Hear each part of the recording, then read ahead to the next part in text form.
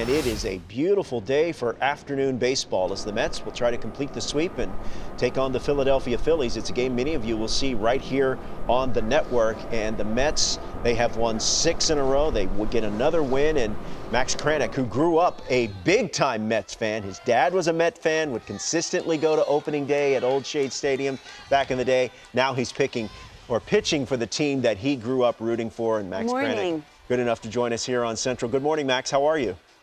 Good morning. I'm good, guys. How are you? Just what is it like to wear that uniform, to play on that field, and play for the team that you grew up rooting for as a kid?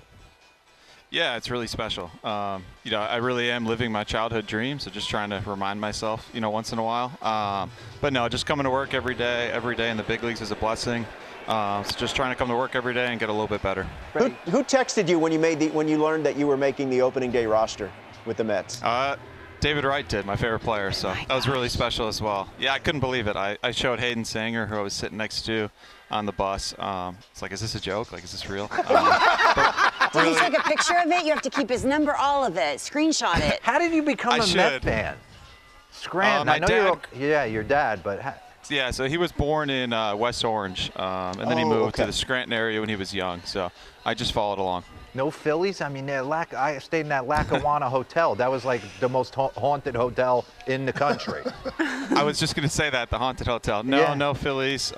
Most of my family, aunts, uncles, are all Philly fans, so whenever I hear you talk about workload, how does that look different? Preparation starter to reliever. How's your day different? I think it's saving bullets. That's been the biggest adjustment for me. But Joe Golia and the training staff here has been doing an unbelievable job. Just, keep me healthy, keep me on my shoulder routines, things like that. So I just listen to whatever they tell me and kind of go from there. Max, you were an 11th round pick in 2016. I'm interested in your journey of getting to the big leagues as you did recently the last couple of years. What did you learn in your time in the minor leagues that's prepared you to be at that big league level now? Yeah, I definitely think it's a grind. You need your routine. I think the first couple of years in the minor leagues are figuring out what works and what doesn't, building your routine and kind of going from there. But I didn't really figure things out until I'd say 2020. It took me a little while, but then health and velocity and pitches and stuff came with it. Max, I was watching the game the other night, and they mentioned during the broadcast the attendance, 35,000 plus. I believe this was on a Tuesday night. People are into it. It sounds like a postseason game. I'm wondering if you could speak to what it's like playing in that atmosphere with the crowd going nuts. Yeah, it's amazing. Like you said, it feels like a playoff atmosphere. Very thankful for all these people coming out. It's exciting in April. I can't imagine how it's going to be midsummer and hopefully into the fall months. What's the vibe like with the pitching staff? I mean, across the board, are you guys certainly aware? Statistically, your best pitching staff, top to bottom, from starters to relievers in the entire sport. Is it even whispered about how good you guys are rolling? A little bit, not too much, but no, half and the pitching coaches and the pitching staff, they set the tone. They're so steady every day. They're always trying to get us a little bit better. They make it easy to come to work every day.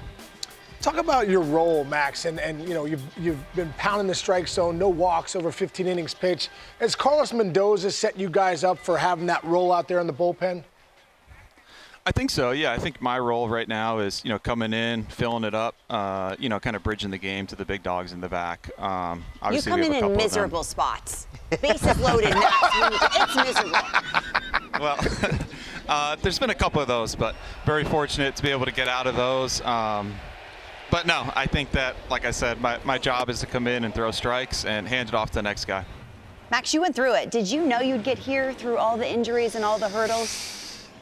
It was tough. It was really tough. I feel like last year especially, I got DFA'd, came over here, got hurt again, got DFA'd again. You have to just look in the mirror, and be honest with yourself. Like, I wasn't very good.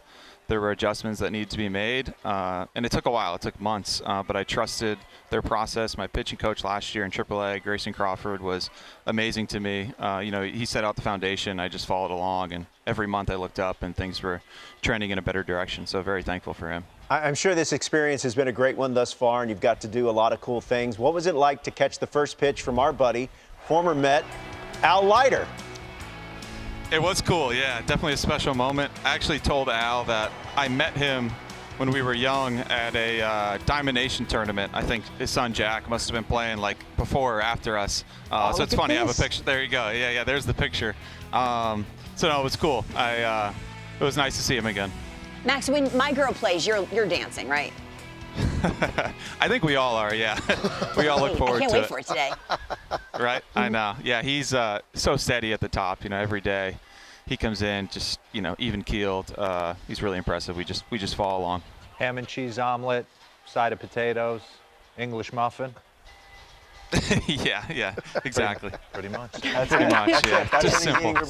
Yeah. Hey, Max, congratulations on the Mets start. Best of luck to you and the team today and moving forward. We appreciate the time.